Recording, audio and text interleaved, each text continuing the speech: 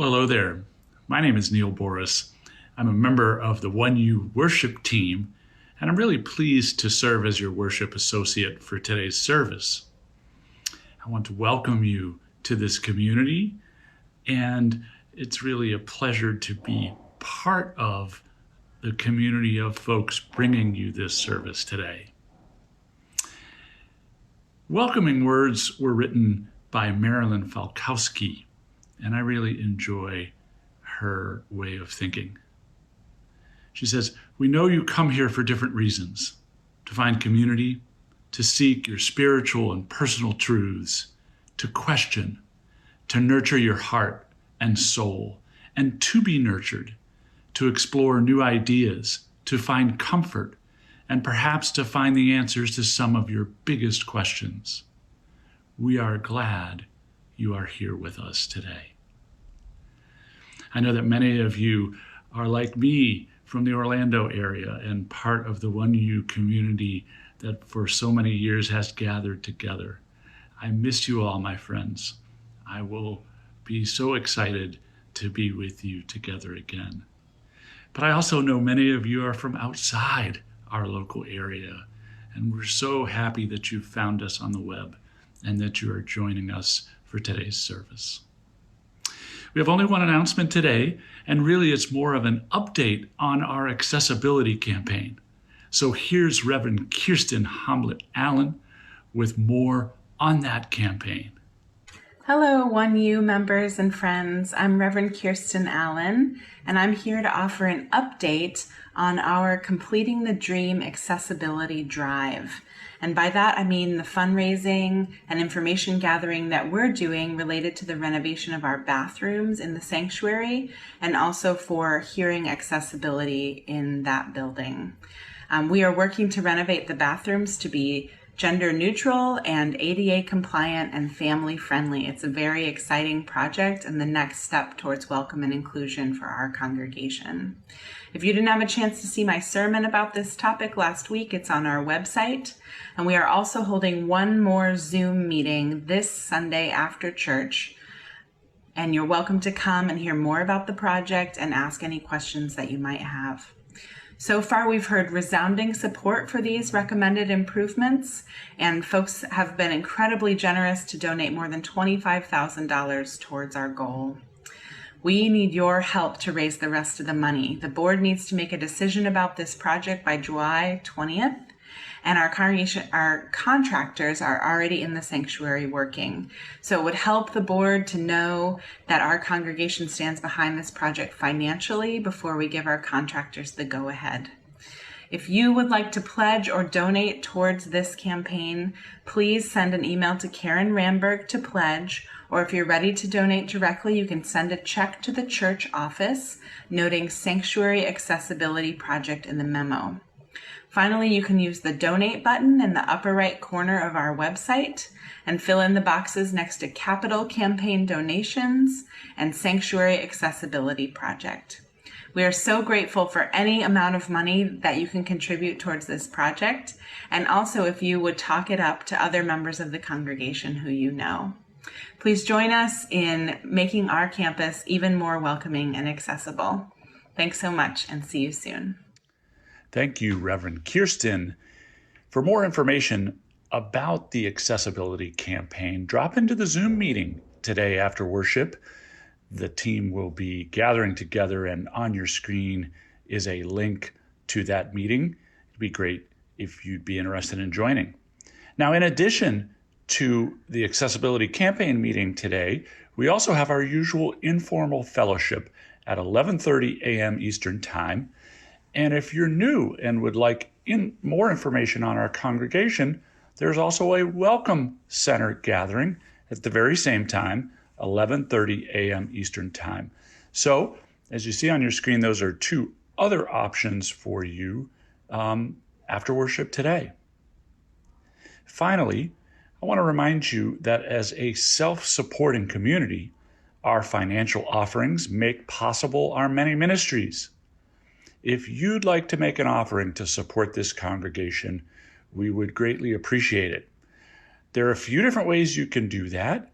First of all, you can go to orlandouu.org and click on the donate button, which is right in the upper right-hand corner of our website. You can also send a text or send a check the old school way. Well, it's great to be together again. Now, let's gather and worship in song. Our opening hymn today is number 112, Do You Hear?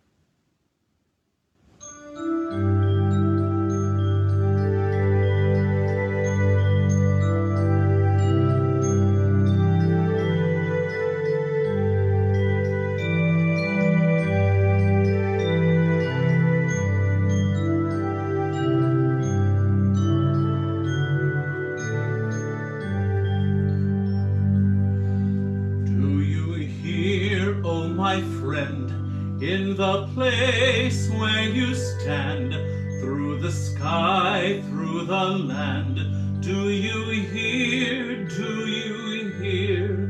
In the heights, on the plain, in the vale, on the main, in the sun, in the rain, do you hear, do you hear? Through the roar, through the rush, through the throng, through the crush, do you hear in the hush of your soul, of your soul? Hear the cry, fear won't still, hear the heart's call to will, hear a sigh, startling trill, in your soul, in your soul. From the place where you stand to the outermost strand, do you hear, oh my friend? Do you hear, do you hear? All the dreams, all the dares, all the sighs, all the prayers, they are yours, mine and theirs. Do you hear, do you hear?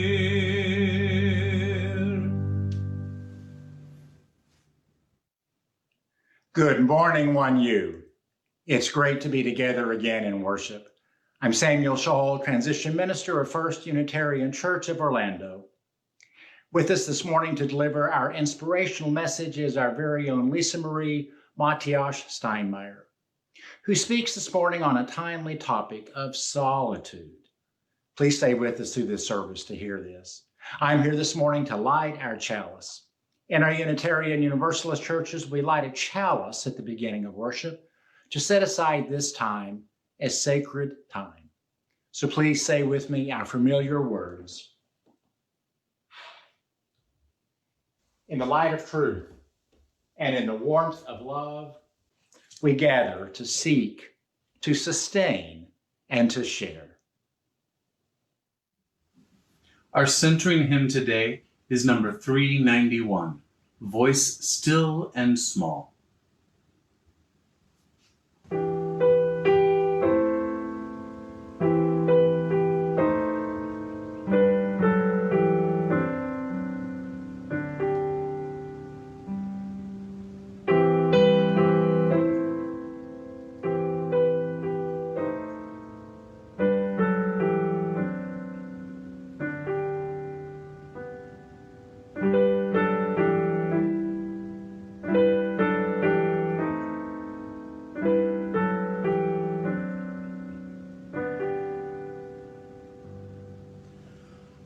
Voice still and small, deep inside all, I hear your call, singing.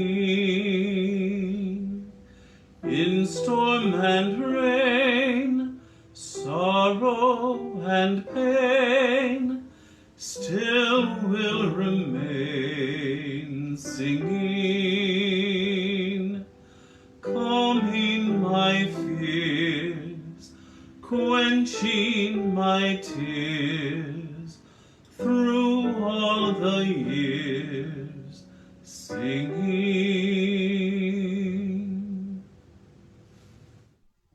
Good morning. I'm Sarah Gray, religious educator here at First Unitarian Church of Orlando, and I'm so glad that you are able to join us this morning. Today, I'll be sharing a story about how when we slow down, we sometimes can pay a little bit closer attention to the smaller things in life and take this time to learn, to grow, and to be inspired by these small moments. This book is called Tiny Perfect Things.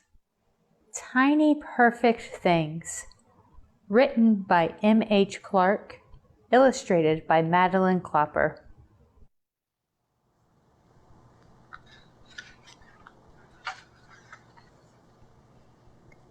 Today, we keep our eyes open for tiny perfect things.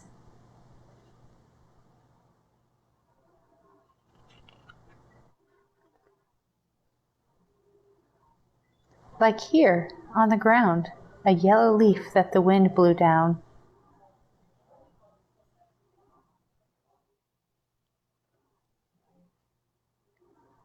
A spider's web that's caught the light.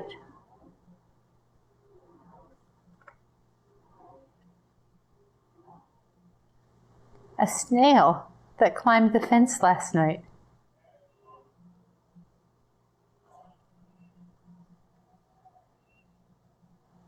See all the crows up in this tree? I watch them, and they watch me. Look at all the things the crows have collected.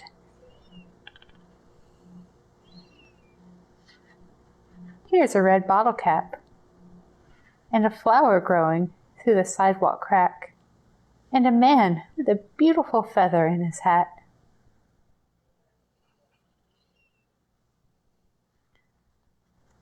Look, our shadows are holding hands.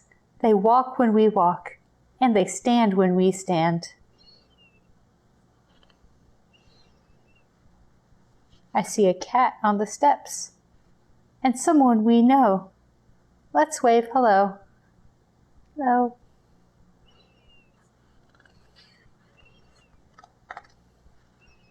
Here's an apple way up high, red against the blue, blue sky.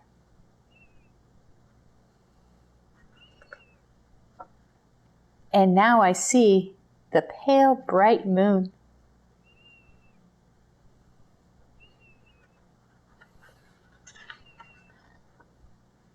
It's getting cold. Let's go home soon.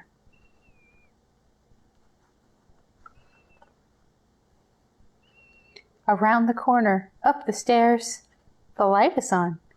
Who's waiting there? I see one friend waiting. We found so many things today. A leaf, a snail, a cat, some crows. The world is full of wonders, no matter where we go.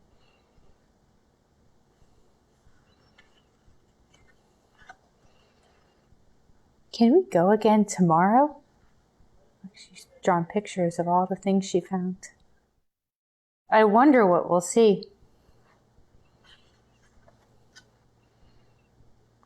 The world is full of perfect things when you come look with me.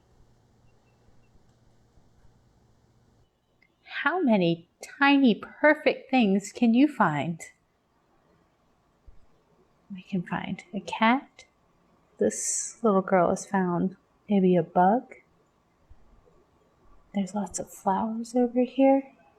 There's a garden gnome and some berries, some flowers, a little caterpillar.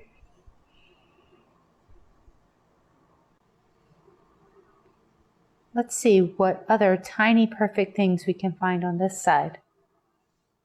There's a butterfly, a man walking his dogs, family on some bicycles, some sidewalk chalk. There's a cat hiding in here. I see another little snail hiding right here. And some apples in the tree. Well, hello again. I'm Neil Boris, your worship associate for today, and I'd like to share with you this week's joys and concerns. We have one concern submitted by Kat Rigby, who asks that our community send healing energies to her cousin Melody and Melody's husband Kyle. Their 2-month-old son Robert is scheduled for heart surgery very soon. I would suggest we also send healing energy to our own community. As you know, the number of COVID-19 cases is rising here and across Florida. And I would like to lift up our first responders and all the healthcare providers who are comforting and serving those affected. And finally, I'd like to lift up those around the world lending voices, energy, pain, and promise to the anti-racism work that is so much a part of our time now.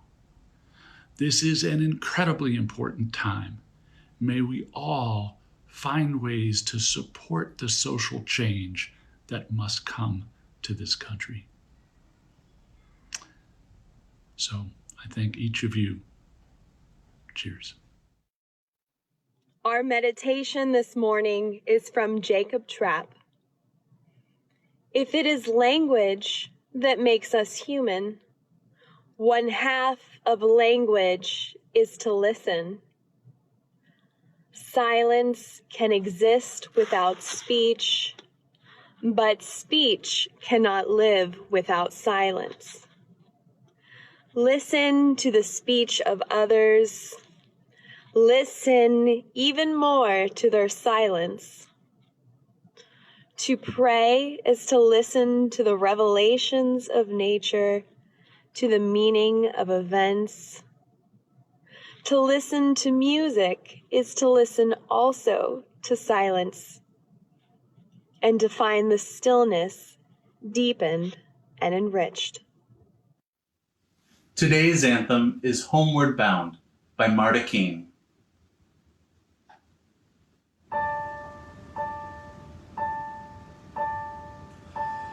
In the quiet, misty morning, when the moon has gone to bed, when the sparrows stop their singing, and the sky is clear and red, when the summer ceased its gleaming, when the corn is past its prime, when adventure's lost its meaning, I'll be homeward bound in time.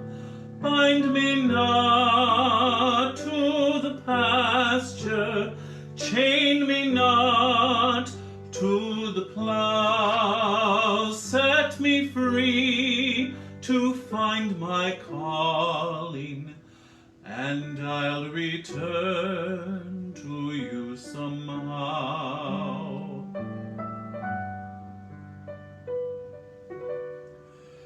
If you find it's me you're missing, if you're hoping I'll return, to your thoughts I'll soon be listening. In the road I'll stop and turn, then the wind will set me racing as my journey nears its end, and the path I'll be retracing when I'm homeward bound again. Bind me not to the pasture, chain me not to the plow, set me free to find my calling, and I'll return to you somehow. In the quiet, misty morning, when the moon has gone to bed, when the sparrows stop their singing,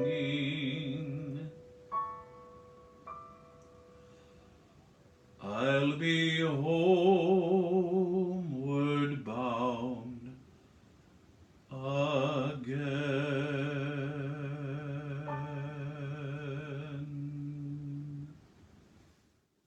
Thank you all so much for having me. It's an honor to spend this time with you. In a time when we are all deliberately distancing ourselves from others, solitude feels more like a mandate than a choice. Sometimes this leads to loneliness as we grieve the days we so freely congregated and embraced one another.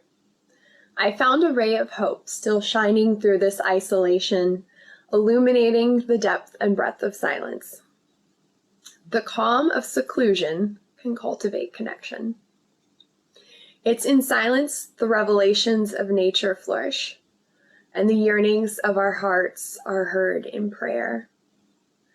My hope is to explore being alone as an opportunity to deepen these connections. It's my pleasure to share with you my reflections on times in which solitude connected me to our interdependent web of existence, to my inner voice, and to all that is holy and good. In my earliest memories of solitude fell in the summer of my childhood, when the air, heavy with the heat of the southern sun, grew as stagnant as the passage of time. Outside the structures of school supervisions, my parents first allowed me to venture on my own. Wading in the cool waters of the Gulf Coast, my eyes caught the silver shimmering of tiny minnows, curiously nibbling at my toes. Later, at our family cottage in Canada, I continued my practice of watching and waiting alone to discover hummingbirds timidly peering into the bushes, delicately dashing to grace the gossamer flowers with their iridescent faces. I felt a special bond to these creatures, as they were tiny, timid, and teeming with curiosity, just like me at the age of 5.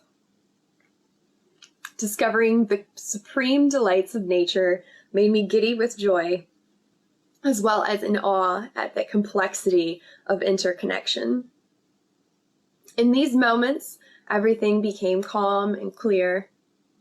I realized it was only in solitude that I could cultivate this connection. In fact, it was my stillness which invoked the animals' receptivity to my presence. They would be too shy to approach me had I been making noise or splashing around like I usually would. My aloneness attuned my senses to the cosmic thread of interrelations again when I was in college.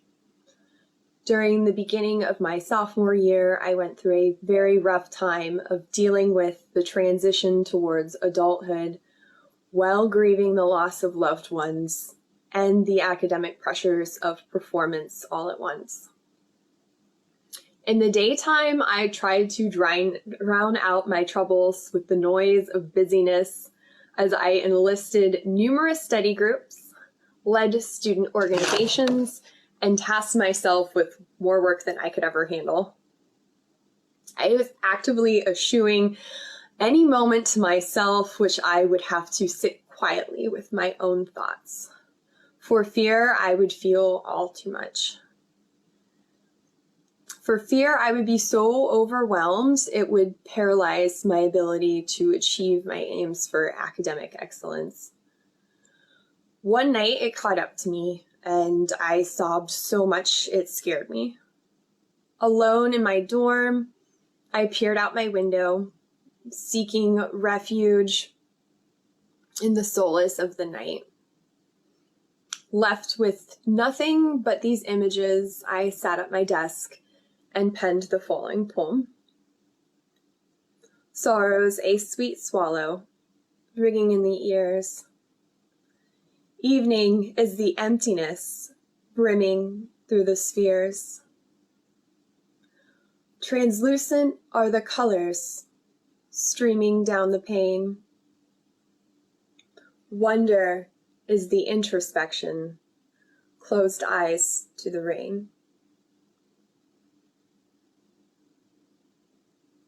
After writing the poem, something strangely new and beautiful peered at me through the page, something free of societal standards, desires for worldly success, free of the fear of my own self and all the emotions I embody. I found my own voice, exactly as I am, without doing, striving, acting, or achieving. Just my own voice, simply being, perceiving the world as synesthetically as I was made to be. A moment of clarity and perfect alignment with the night didn't reveal an answer that everything was going to be all right, but it birthed my voice and its divine light peeking through the silky twilight.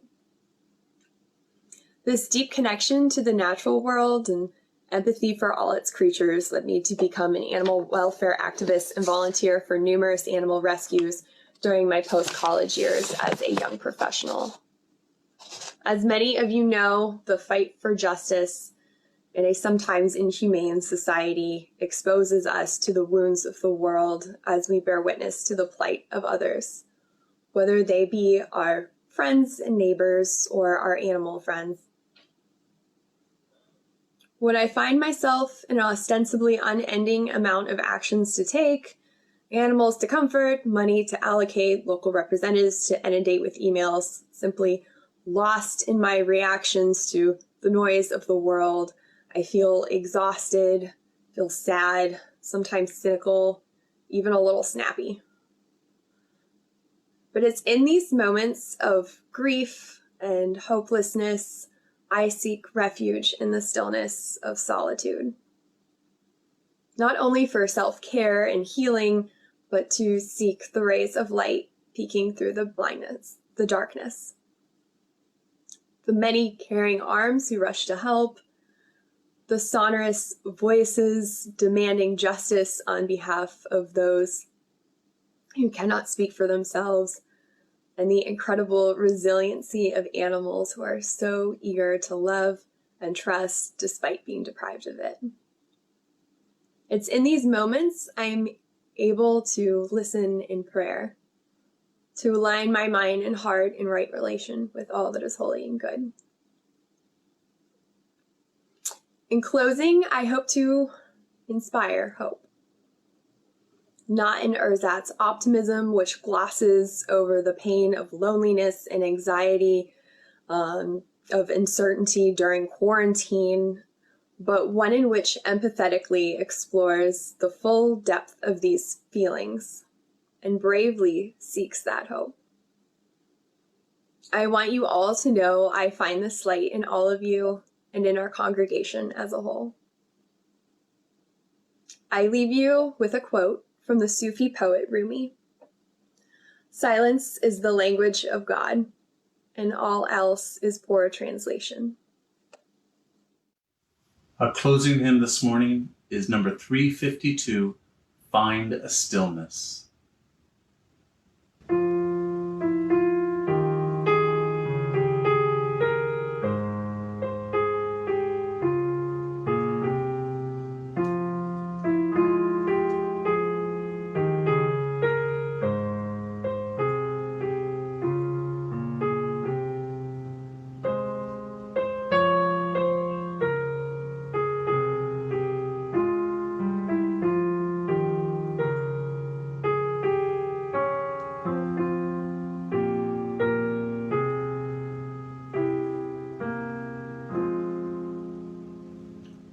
Find a stillness, hold a stillness, let the stillness carry me.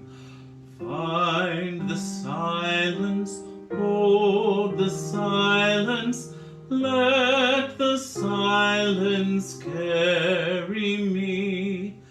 In the Spirit, by the Spirit, with the Spirit giving power, I will find true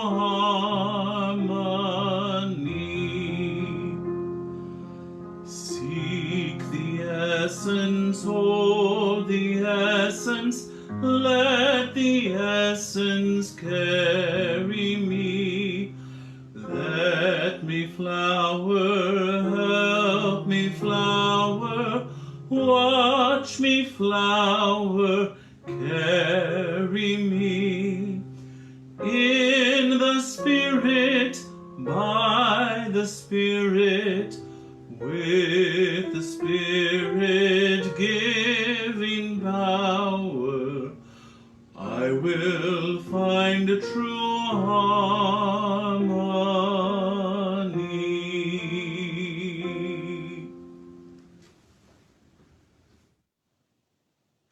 As we prepare to leave worship this morning, we extinguish the chalice with these familiar words. We extinguish the flame, but not the light of truth, the warmth of community, or the fire of commitment. These we carry in our hearts until we are together again. Again, my friends, remember, we haven't just been to church. We are the church.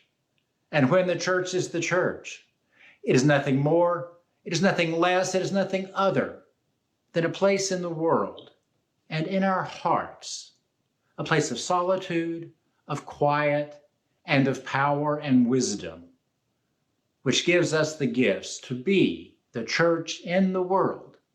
This week in all you do, be the church. Go in grace. Amen. Our postlude is number 123, Spirit of Life.